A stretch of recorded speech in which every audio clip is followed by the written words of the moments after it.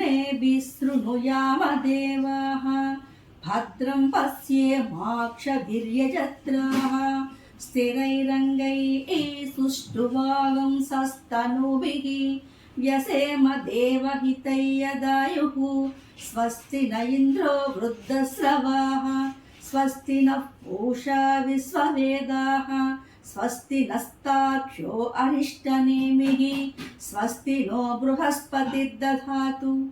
ఓం శాంతి శాంతి శాంతికి.